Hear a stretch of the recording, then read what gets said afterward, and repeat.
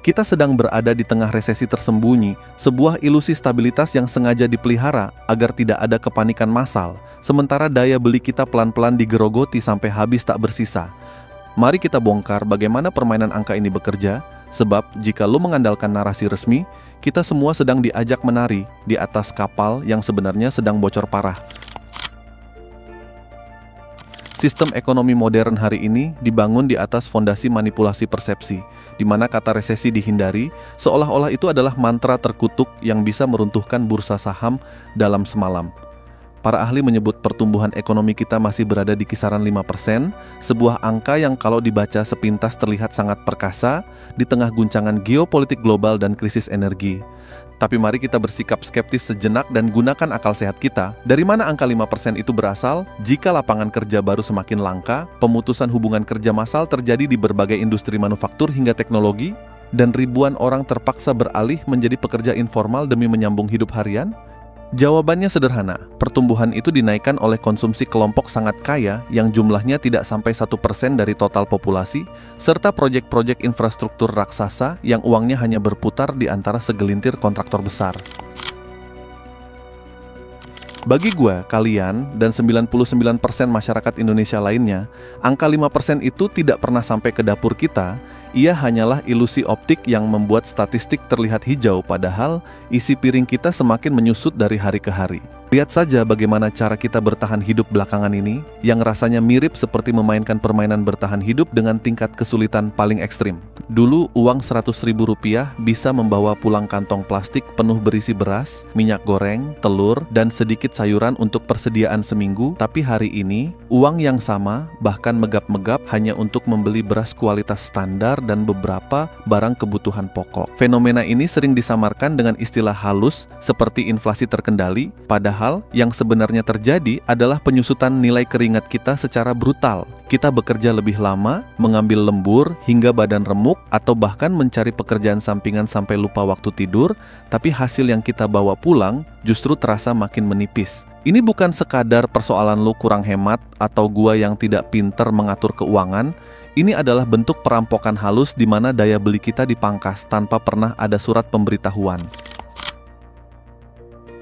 Ketika harga-harga meroket naik dan gaji kita jalan di tempat atau bahkan terancam dipotong, kita secara otomatis dipaksa masuk ke dalam mode bertahan hidup, memotong semua impian masa depan hanya demi memastikan besok pagi masih bisa membeli makan. Anehnya, setiap kali masyarakat mulai mengeluh di media sosial tentang betapa beratnya beban hidup hari ini, narasi yang selalu dilemparkan balik ke arah kita adalah masalah gaya hidup. Kita sering dituduh terlalu boros, kebanyakan membeli kopi kekinian, atau terlalu sering berlibur, seolah-olah krisis yang kita rasakan adalah kesalahan personal karena kita tidak pandai mengelola finansial. Ini adalah bentuk manipulasi psikologis tingkat tinggi yang sangat rapi, di mana sistem yang rusak menyalahkan korbannya agar mereka tidak sempat mempertanyakan kemana perginya dana publik dan kebijakan perlindungan sosial yang menjanjikan kesejahteraan.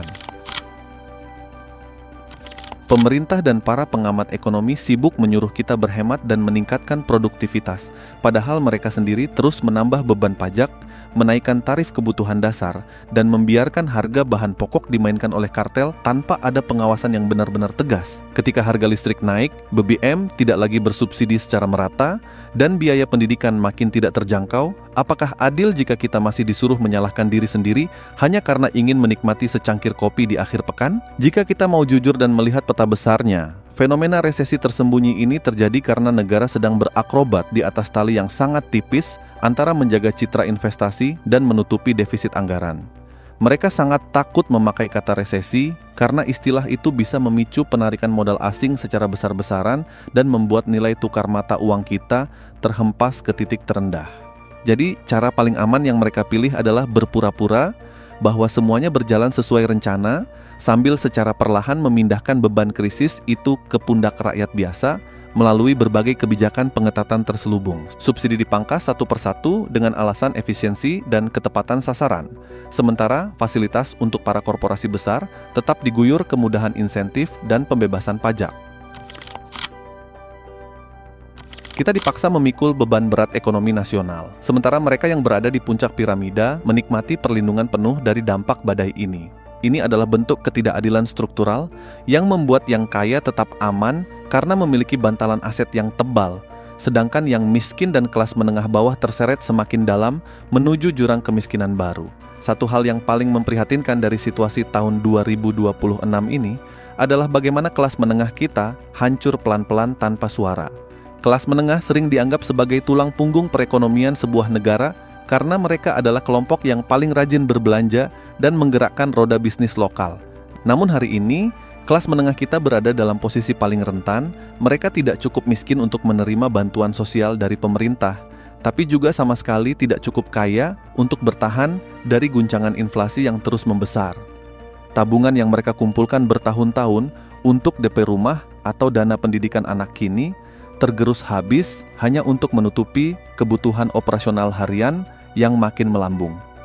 Banyak dari kawan-kawan kita yang dulunya memiliki pekerjaan kantoran bergengsi kini terpaksa menjual barang simpanan, menggadaikan aset, atau nyemplung ke dalam jeratan pinjaman online ilegal demi mempertahankan gengsi dan kelangsungan hidup keluarga. Ini bukan lagi soal ingin kaya atau sukses, melainkan soal bagaimana caranya agar tidak tenggelam di tengah arus ekonomi yang makin tidak bersahabat ini. Namun di balik semua kritik tajam dan kenyataan pahit yang harus kita telan ini, gua tidak mengajak kalian untuk pasrah, apalagi menyerah pada keadaan yang serba tidak pasti ini. Mengetahui bahwa sistem sedang tidak baik-baik saja justru adalah langkah awal yang sangat krusial agar kita tidak terus-menerus menjadi korban yang bisa dibodohi oleh statistik manis di televisi. Ketika kita sadar bahwa ada resesi tersembunyi yang sedang berlangsung, kita jadi tahu bagaimana cara mengatur ulang strategi bertahan hidup yang lebih cerdas dan realistis. Kita harus mulai memangkas gengsi yang tidak perlu, membangun jaring pengaman finansial mandiri sekecil apapun itu, dan mulai belajar memiliki keterampilan baru yang relevan dengan kebutuhan zaman. Kita tidak bisa lagi menggantungkan nasib dan masa depan kita sepenuhnya pada janji manis pejabat atau keajaiban kebijakan pemerintah. Sebab pada akhirnya, yang bisa menyelamatkan diri kita dan keluarga kita adalah ketangguhan serta kecerdikan kita sendiri dalam membaca arah angin. Ingatlah bahwa krisis seperti ini bukanlah yang pertama kali menimpa bangsa kita, dan sejarah selalu membuktikan bahwa rakyat biasa selalu memiliki cara-cara ajaib untuk bertahan dan bangkit kembali dari titik terendah. Kuncinya ada pada solidaritas antar sesama, kejelian melihat peluang sekecil apapun di sekitar kita, dan keberanian untuk terus bersuara serta berpikir kritis terhadap setiap situasi yang tidak masuk akal. Rasa takut itu wajar, pusing menghadapi tantangan ekonomi hari ini juga sangat manusiawi, tapi jangan biarkan rasa takut itu melumpuhkan langkah dan mematikan harapan kita untuk masa depan yang lebih baik. Tetaplah rasional, jaga kesehatan mental kalian, dan mari kita saling merangkul untuk melewati masa-masa sulit ini bersama-sama, karena kita jauh lebih kuat daripada statistik yang mencoba mendefinisikan hidup kita. Jika narasi ini membuka mata lo dan terasa relevan dengan apa yang sedang lo rasakan hari ini, jangan ragu untuk bagikan video ini ke teman atau keluarga kalian agar makin banyak dari kita yang sadar. Jangan lupa klik tombol suka dan subscribe ke saluran ini sebagai bentuk dukungan kecil agar kita bisa terus menyuarakan kebenaran secara berani dan jujur.